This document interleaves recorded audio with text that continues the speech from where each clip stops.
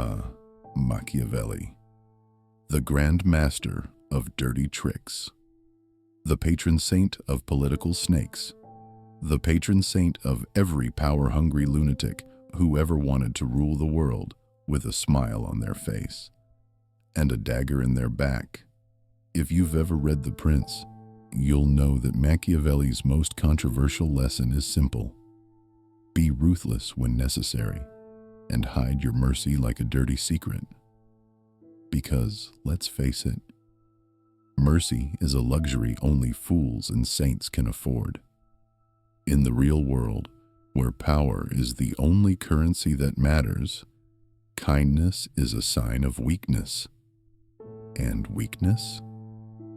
That's a disease that spreads faster than gossip in a small town. Now, I know what you're probably thinking. Oh, but isn't that a little dark? Isn't that a little cold? Oh, please.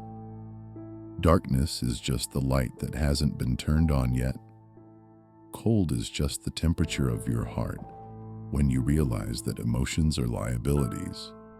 And if you're serious about manipulating others, about climbing that ruthless ladder, you'll learn that mercy is a liability, like a booby trap waiting to be sprung on your own feet.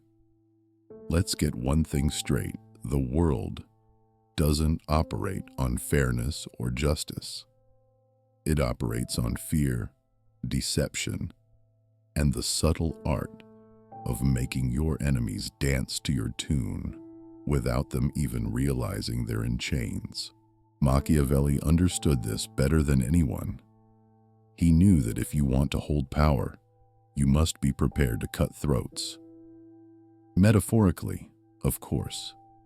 The trick is not to leave your fingerprints, to make sure your mercy is always hidden behind a mask of benevolence, so well disguised that even your closest allies forget you're capable of tearing a man apart.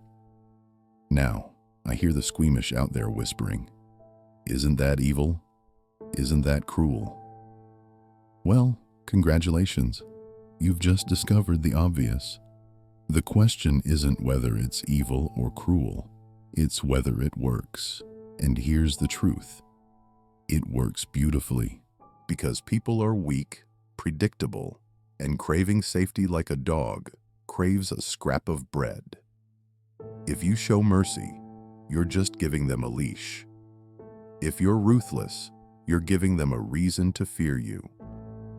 And fear is the most effective tool in the manipulation arsenal. And let's be honest, mercy is a flimsy, pathetic thing. It's a sign of weakness, a confession of vulnerability. You think people respect kindness? No, they exploit it. They use it as a trap, waiting for you to let your guard down. That's why Machiavelli said, "It is much safer to be feared than loved." Loved? That's for the naive, those who believe in fairy tales. Fear, on the other hand, is real. It's the anchor that keeps your enemies in check. The silent warning that if they cross you, they'll regret it. So, mask your ruthlessness in civility, because the moment they see the beast behind the mask, it's already too late. Knowledge is power, and power favors those who stay close to the source. Like, subscribe, and return to the chamber where truth hides in shadow. Now, I know what some of you are thinking, but isn't that morally bankrupt? Morality? Please. Morality is just the fairy tale weaklings cling to when they're too cowardly to face the truth. Power doesn't care about morality. Power cares about survival, dominance, control. Morality is a luxury for those who have nothing to gain and everything to lose. If you want to be a puppet master, you must be prepared to cut the strings of anyone who gets in your way. Without hesitation, without remorse. And if someone dares to call you a monster, laugh. Because the real monsters are those who pretend to be saints while secretly pulling strings behind the curtain. Let me give you a little secret. conceal your mercy like a corpse in a closet, because in the end, everyone loves a hero until they realize their hero is a cold-blooded killer. Show mercy only when it benefits you, only when it's convenient. Use it as a weapon, a bargaining chip, a way to manipulate your enemies into thinking you're an angel. But underneath, be a wolf, silent, deadly, and ruthlessly efficient. The moment mercy is no longer useful, it's discarded like a broken tool. Because in the game of power, sentimentality is a liability. It's a weakness dressed up in pretty words. And here's the irony. People love to believe in heroes. They love to think there's good in everyone. That's why they're so easy to manipulate, because they want to believe they're special. That kindness will save them. That mercy will somehow make them invincible. But guess what? It's the other way around. Mercy makes you predictable. And predictability? That's the death sentence in the game of power. So, be ruthless. When the moment demands it, cut deep. Without hesitation, without remorse.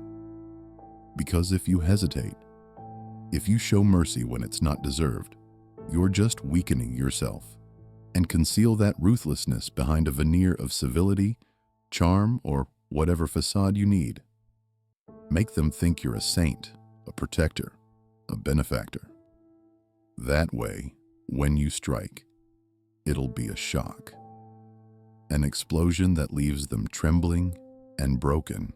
And if anyone accuses you of being cold, of lacking compassion, good. You're not here to make friends. You're here to conquer. Compassion is a luxury for fools, and fools get eaten by smarter predators.